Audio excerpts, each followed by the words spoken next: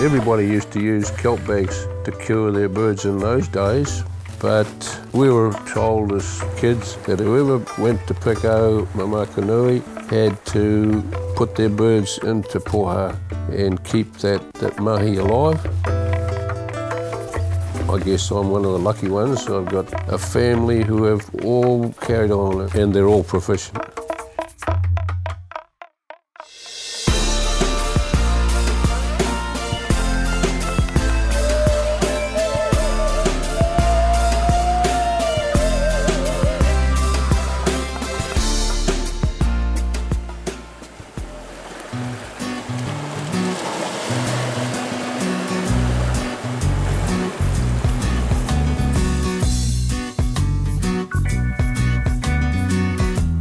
The Pōhā, the main part of it is the kelp bag.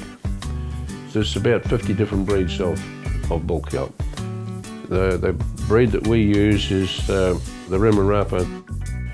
When you see it growing, if you see it a goldy sort of looking yellow colour, a nice fine kelp, and it has a nice, what we call honeycomb inside. It's easily opened, it's strong, and the right shape and size.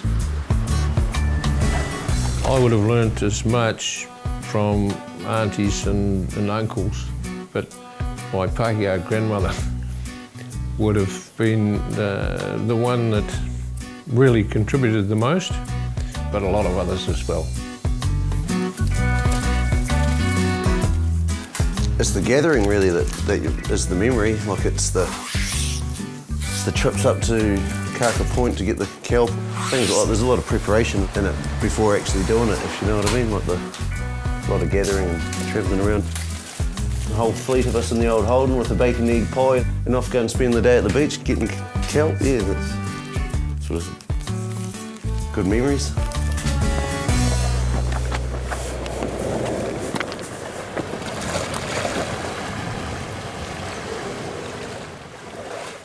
So I'm looking for the honeycomb, nice long bits, all sorts of shapes, skinny bits, fat bits, to fit different sized birds in, of course.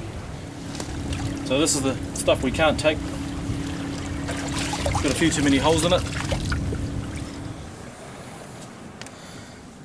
So you can see the honeycomb through the middle here, none here on the edges. So we'll take this piece. That's coming with me.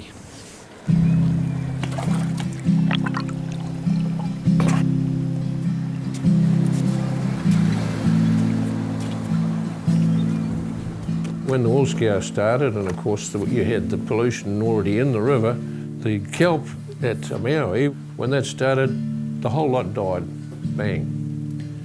And then that pollution kept coming around the coast and we kept just ahead of it. And it came right round here to Bluff and it killed the kelp at Papakaya over the other side of the harbour. You know, now we have to go right down to Kaka Point to get our kelp, and we've even had a problem with pollution there in one place. The good thing is that the wool scour is finished in Invercargill now, and the black kelp, which is this hardy kelp and can stand more pollution than the favourite one of ours, it's come back to a Maui now. So hopefully we're on the right track and things will improve. We got more than I expected, that's real good.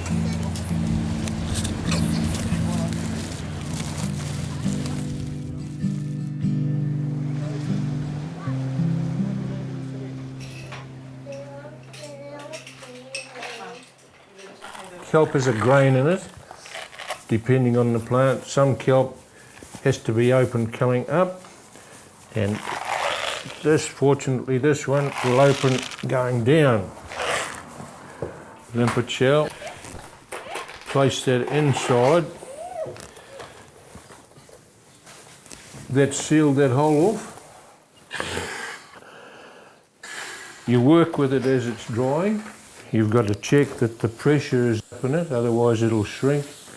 And how it ends up when it's dried is the shape it'll stay forever. Some of them might be like a banana, so you hang weights on them to pull them straight and shape them as you go. So that's it. So it's There's the patch.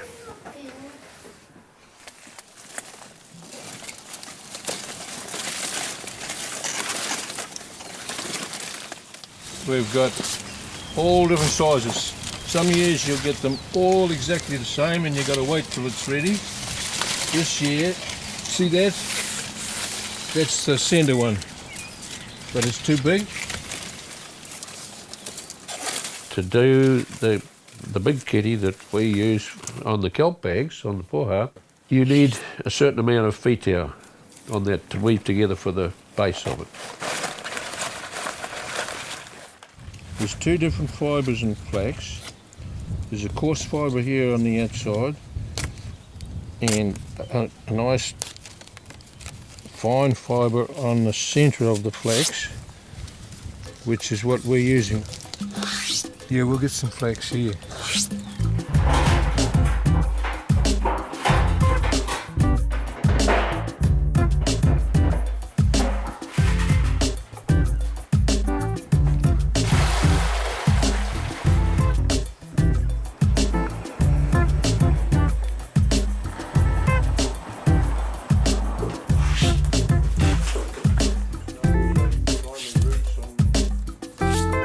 They're tied up in the bundles and dunked into the boiling water, copper full of water, and left for only a few minutes.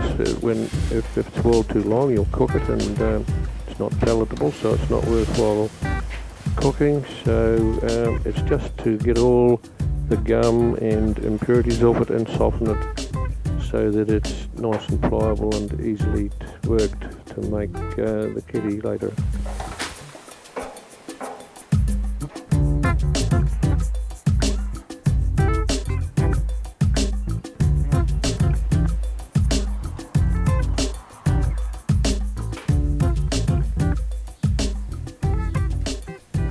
When you learned to do those baskets, it took you at least 5 years.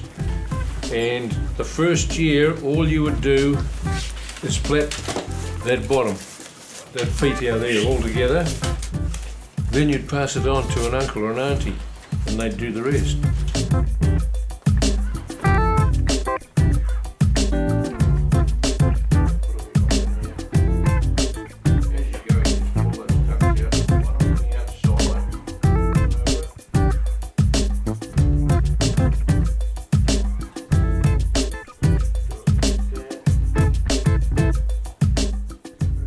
We just stretch it out to get the whole weave tight.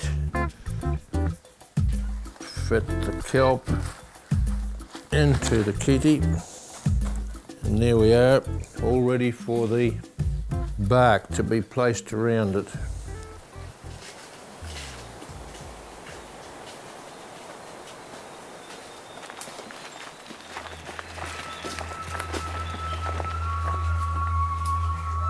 Totara's getting less and less. All native trees are getting less and less because they've been milled and cleared for farms and all that sort of thing.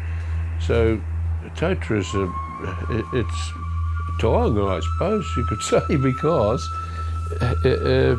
without it, you just wouldn't be able to do your pōhās as you do. When the tree's ready to shed, well, that's when you take what the tree gives you. A lot of this breed of tree, the roots are right above the ground. The rough stuff on the outside we'll put on the roots that are uncovered, because that's what nature intended, was that bark that's shed falls on the roots of that particular species of Totara and covers it and mulches down. So the tree's happy and we're happy.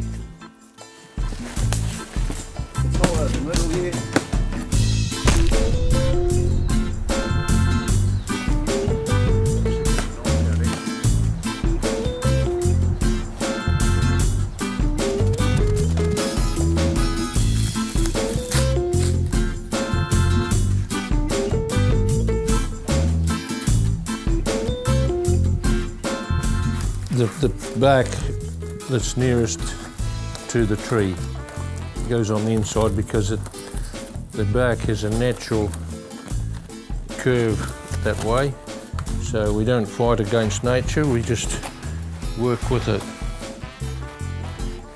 So these here are just going round and round with no tension on them at all.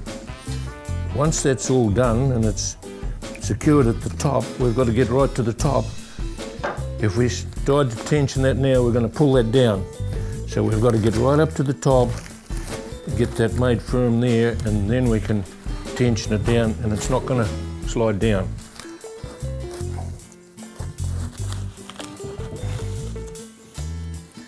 You can see it's starting to pull together and hold it secure now.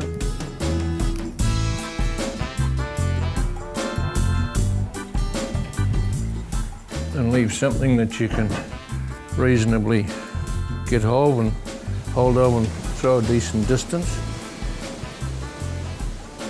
The only thing left to do is to get rid of the excess totra bark on the top.